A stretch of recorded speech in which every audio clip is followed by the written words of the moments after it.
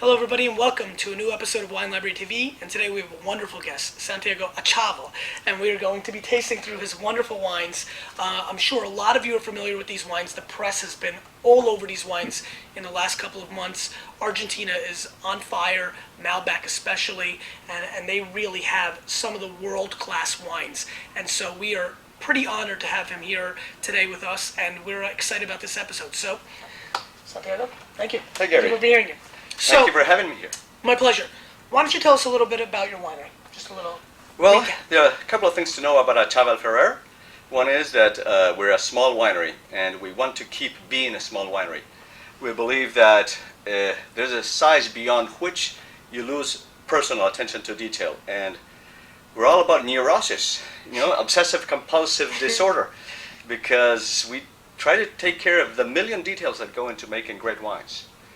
And that's what we want to do, make wines that are not only good, wines that are memorable, wines with character, wines with personality, wines that will bring you a sense of place when you taste the wines. The terroir. The terroir, terruño we call it in Spanish, terruño. Very nice. Terruño also means, remember, Argentina is Latin, and people in Latin countries are very tied down to their place. Terruño means the land you belong to.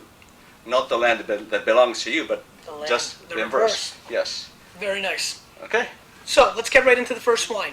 Why don't you tell us a little bit about this? Well, This this is is the one of what I call a spotlights on old vine Malbec, because all our wines are about old vine Malbec. This is a Mendoza appellation Malbec. It's from vines, vineyards 50 years and older, and it's what we are trying to show with this wine is typicity. Okay. What the Malbec grape should taste and smell like. Get the plummy flavors, some of raspberry, violet notes on the nose, that kind of thing. The color is just remarkable. You're just seeing dark purple, explosive color, and that's what pops to me right away. A lot of complexity in the nose. We believe in. Well, we found out, and then we started believing in low yields. They made you believe it. You don't love low yields per se. You're Right. sacrificing. You're taking more work. Can't make as much wine. Well, and it's harder to have low yields than to have high yields. But we found out the low yields is the way to show what the root system has to say in the grapes. It gives you the minerality. It gives you the complexity. No question. It gives you the intensity. So this is the highest production of our wines. And it's 2.5 tons per acre on average. Scary. I think you could tell right off the bat, if you haven't seen the subtle difference, why I'm so into these wines. No spit bucket today, so I'm going to be drinking them. So these wines, it's the first episode we've done that because I'm just a huge fan of these wines. Thank you. Cheers. Salute to that. Salute. Salute to not spitting.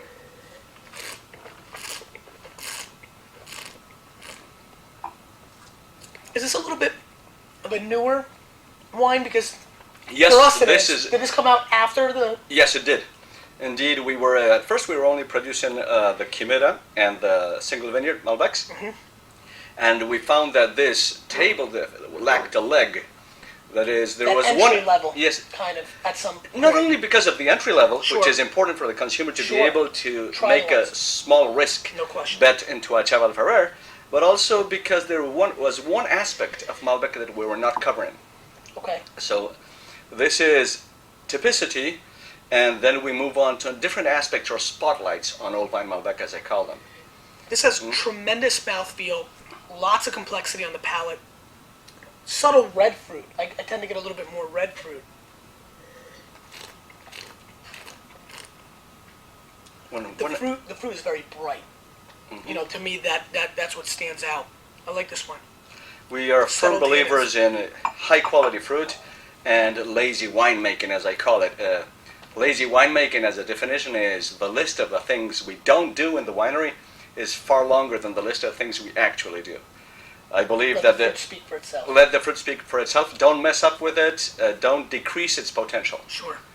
I mean, this is a tremendous example of what quality Malbec is able to do at an affordable price point. What's the suggested retail? Suggested retail, I think it's 20 or Yeah. below that. I mean, which Slightly many below. many The people say, 1999, yeah, that which kind of many thing. people say, well, that's a lot, because there's a lot of Malbecs in the marketplace that are $8 to $12, but you're talking about a different focus, a different quality of wine making and of the terroir and the actual product. I mean, these are probably the most recognized premium Argentinian wines that we carry, and a lot of our serious collectors have come in and asked for it, and it's just a credit to what you guys are doing. That's a Thank really you. nice wine. Let's move on. Let's Tell us move a on. little bit about this. What is this here? This is 2003? this is Quimera. Quimera is a name for a blend, and the role of Quimera, as we think of it, is the search for a perfect wine. Perfect wines are impossible to make, of course, and that's what Quimera means. Quimera means a foolish, unattainable, impossible goal. Can't be made, pie in the sky, that kind of thing. Pretty cool. But- And what's the blend? Because I know this is one of your blends. It changes. Yes. It changes. This 2003, it's 40% Malbec, 28% Cabernet Sauvignon, 27% Merlot, and 5% Cabernet Franc. And And the what, Cab Franc comes on the nose right away. Yes. It's amazing. I mean, that Merlot was, and Cab on the nose and the subtleties, Cabernet for the backbone, the skeleton, and Malbec for the flesh, the velvety mouthfeel. What we're trying to get here is a very complex and balanced wine. We want it to be a very Argentinian wine. That's why 40% Malbec, a big block of Malbec in there. But the main goal is balance and complexity, increasing levels of them until someday perfection. Who knows? Maybe. hopefully. One of the big things with Wine Library TV that a lot of people have commented on, and something I've been contemplating in my mind, is whether we should have guests or not, because a lot of people feel that I can't be brutally honest with the person standing right there. This is probably the main reason that he's here today, is because this is a home run. I mean, this is easy. This is an easy job. Thank you, Gary. This wine right here is like a world, to me, the first thing when I taste this wine that it reminds me of, I mean, the nose was incredible, just bright colors and flavor, but there's a little hint of Asian spice. There's a lot of complexity within this wine, and it makes me think, to be honest with you, when tasting it, almost like a New World explosive classic Bordeaux. Well- It's got a little bit of that going on. Well, in this wine, we've decreased the yields even lower than the first one. The average yield in Quimera is 1.5 tons per acre. I mean, you're talking California cold wine. That means, that translates basically into what the thing we're going after is how much weight of grapes per plant. It's 1.5 pounds of grapes per plant. So that means it takes two plants to make one bottle of wine. It is at this level when you start to get the minerality, the serious complexity coming from the All root you system. business majors understand what that means. I mean, we're talking about business here too, and so you can imagine the commitment that this family and these people are making to these wines, and that's extraordinary, especially from it's a real leap of faith at some level as well. I'm sure from a business model, Yes. because these price points are high for Argentina. They're high for and you guys had to really go out there and hope that people didn't box you into a peg. And once again, I think a lot of you have recognized, if you've read press, we're starting to see scary numbers for these wines, and that's I'm sure that's happy. And press is not everything, but it definitely helps. The business. It model. helps. It helps. Certainly helps. We were hoping, and we still like the fact that the people grab a bottle, grab a glass, and think that even though the price point is not cheap, it's a high price point, they feel they're getting a good deal. They No have question. more in the glass than they I pay mean, for the bottle. without him being here, to me, these are bargains. I know we've been talking a lot about high price point, but to me, you're going to pay $150 for a Bordeaux that tastes like this. And so that's really, an exceptional opportunity to try world-class wine at a great price. So, and finally, the Finca Mirador. Mirador. This is one of our 3 single vineyards, and this spotlight on Old Vine Malbec is a translator, an interpreter of what its specific terroir has to say. That is, that tiny 10, 12 acre vineyard plot, because all of the 3 single vineyards just happen to be 12 to 13 acres. We found these old vineyards. Finca Mirador is 65 years old.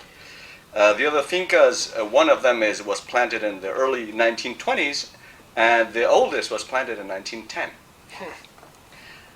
100% Malbec, plants that have been there forever, and even in the replanting process, when some vine died, it has been done with a selection of the same vineyard. So it's kind of a cycle. It's an ecosystem that's in balance, and it gives you this intensity, this character from the soil. Not every vineyard has terroir, even though every vineyard owner wants his vineyard to have a taste of an aroma Sure. of one place. But we found out these three almost magical places that you taste the wine. You're in and you're out, and you find the same personality, the same character, the same signature, if you want. Wow. It's a search.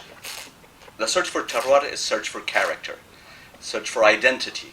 Of the wine buyer, the wine drinker finds joy in finding a wine that is different. It's different, but it's true to itself.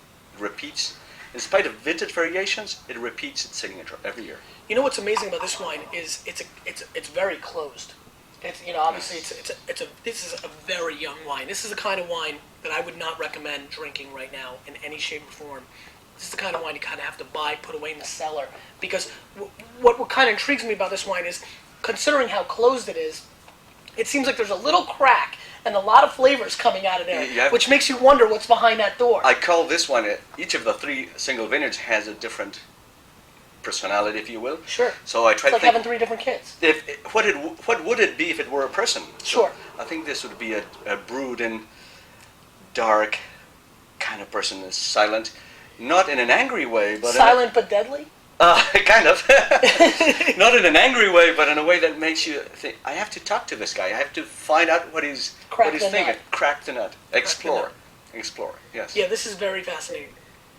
Very floral on the nose as well, extremely. It is. A lot of You know, lilac and when they talk about, and in Mendoza, altitude, differences in altitude are equal to difference in temperature. This is our lowest vineyard. It's 2,400 feet above sea level. Our vineyards go all the way up to 3,600 feet above sea level. And even then, you find in this wine fresh acidity. Really? Even Really? it's the hottest vineyard, but you find the fresh, natural acidity. this is a very fascinating wine. I was talking about lazy winemaking. Mhm. But we don't correct the acidity of our wines. They have high natural acidity. We don't do cold soaks. Really? We don't add enzymes to the must. Right. We try not to inoculate with commercial yeast. We will if the fermentation stops. Sure. We don't do extended maceration. Total contact with the skins is 10 days at the longest. You throw some grapes into a bottle. More or less, we kind of do that. We don't rack the wine in and out of barrels. That's it. We don't find. These guys throw grapes And into we don't a bottle. filter. That's it. I mean, Lazy. these are true wines. I mean, he's downplaying it as lazy, but trust me, this is really true winemaking, true. So, if nothing else, if you remember nothing else, these wines are true. This episode was true, and I hope you enjoyed. I really appreciate you being here. Thank We'll you, see you Gary. next time on Winery I'm TV. honored. Thank you. Take care. Thank you.